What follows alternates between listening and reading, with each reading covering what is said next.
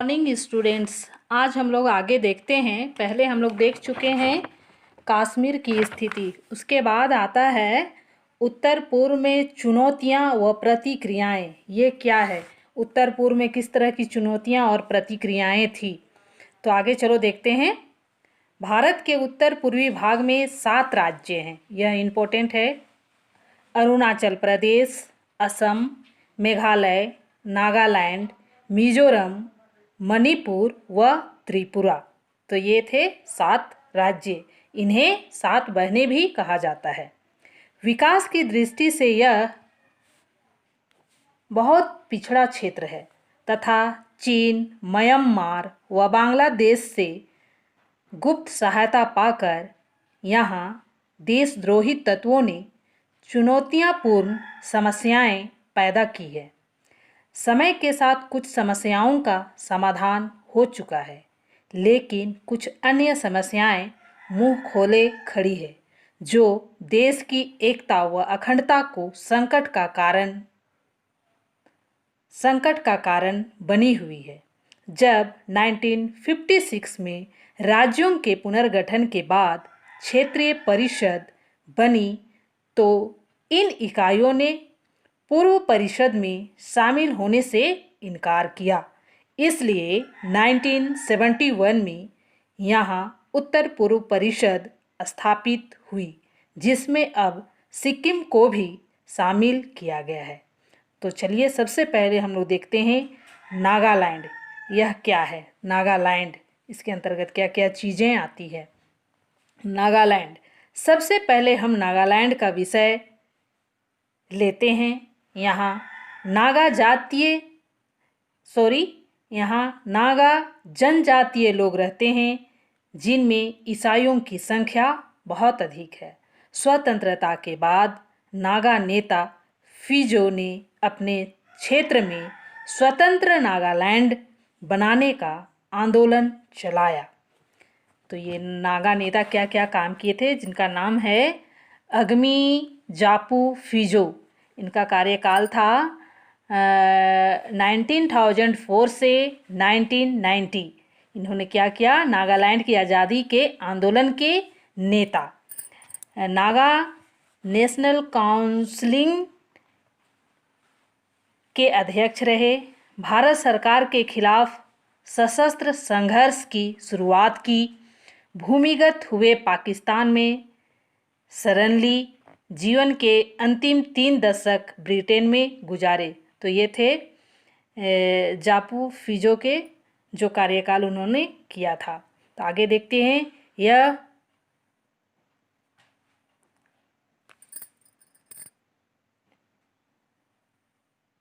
अतः भारत ने इसका दमन किया। फिजो ने इंग्लैंड में शरण ली, किंतु उसके साथियों ने अपना अभियान जारी रखा। जब भारत सरकार ने बिशप स्कॉट के विरुद्ध कार्यवाही की, तो वह भी इंग्लैंड चला गया।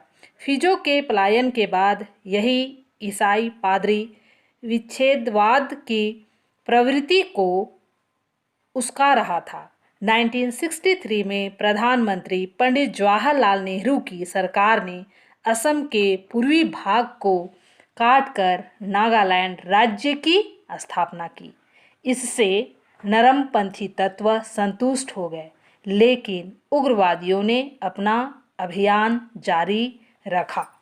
तो बच्चों, यह था आपका नागालैंड।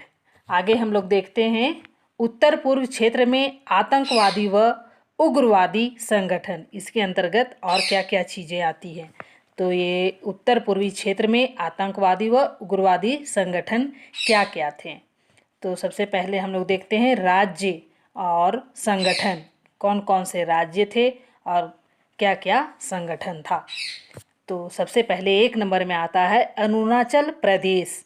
इसका संगठन है संयुक्त स्वतंत्रता स्वयंसेवक संघ। दूसरा है असम, इसका संगठन है संयुक्त मुक्ति मोर्चा। दूसरा है बोडो सुरक्षा बल।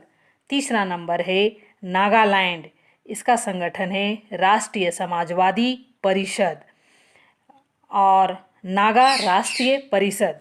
चौथा नंबर है मेघालय, इसका संगठन है अचिक मुक्ति मातग्रिक सेना।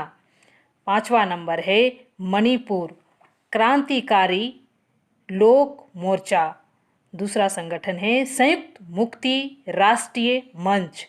छठा नंबर है त्रिपुरा, इसका संगठन है राष्ट्रीय मुक्ति मोर्चा और दूसरा है जनजातीय बाघ बल।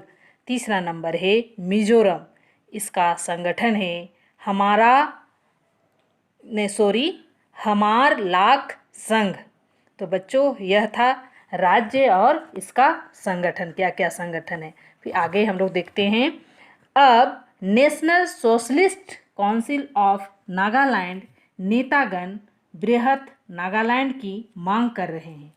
उनका कहना है कि पड़ोसी मणिपुर राज्य में जहां नागा लोग रहते हैं उन्हें बृहत नागालैंड में मिलाया जाए। मणिपुर के मैताई लोगों द्वारा ऐसी मांग का विरोध किया जाना स्वाभाविक है। इजाक ने अपने को स्वतंत्र नागालैंड के राज्य का राष्ट्रपति तथा अपने साथी मयुआह को उसका प्रधानमंत्री घोषित कर दिया, लेकिन उन्होंने थाईलैंड के नगर बैंकॉक में शरण ली। भारत सरकार उनकी ऐसी मांग को स्वीकार नहीं कर सकती।